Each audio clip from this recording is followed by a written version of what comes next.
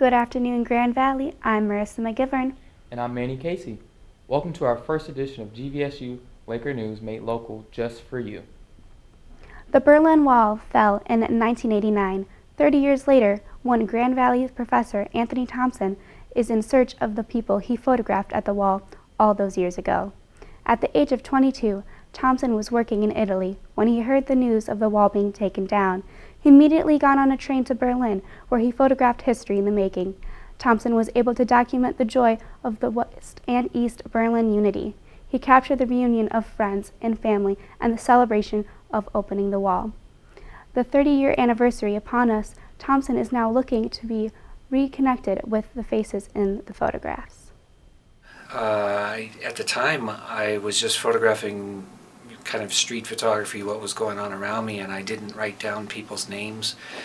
So now I look back at these images, and especially the images with children, I really enjoy looking at and thinking about what were they thinking then, and 30 years later now, how do they remember it? Thompson has made efforts to connect with these people through Facebook posts and on his personal website. The hope is that people will recognize themselves and others. Thompson would like to create a gallery or exhibition with the commentary of the individuals along with their photos at the wall. To look at these photos, you can find the link by visiting his staff profile on the Grand Valley website. According to the American Psychological Association, 36.4% of college students have anxiety and depression issues. To help battle this issue, the GVSU Counseling Center hosted free depression screenings. The center hosted the confidential screenings on October 3rd for all students. The Counseling Center works to provide care for those who need it, and they are fully staffed to deal with many issues, especially mental health. Assistant Director Melissa Selby says she encourages all students to be screened and to ensure a sound mind. I think it's just a really great opportunity for people to see that we exist.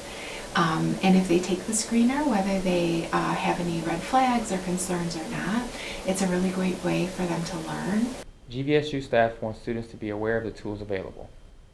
Our last story today, Grand Valley Families Weekend had a running start with a morning 5K this fall.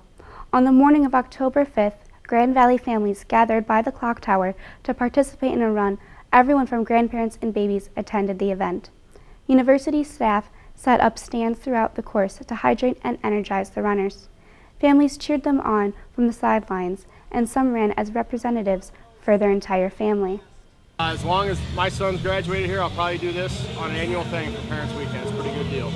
Did anybody else run with you? No, couldn't get him out of bed this morning. He's still sleeping in his dorm. The annual family weekend brings in hundreds of people creating new family traditions. Nothing has been disclosed about next year so far, but there are still many events on campus for family before Michigan's cold season comes in. That's all for our first edition of Local Laker News. We'll be back next week with the latest on Grand Valley and Grand Rapids. I'm Marissa McGivern. And I'm Manny Casey. Have a great weekend, Grand Valley.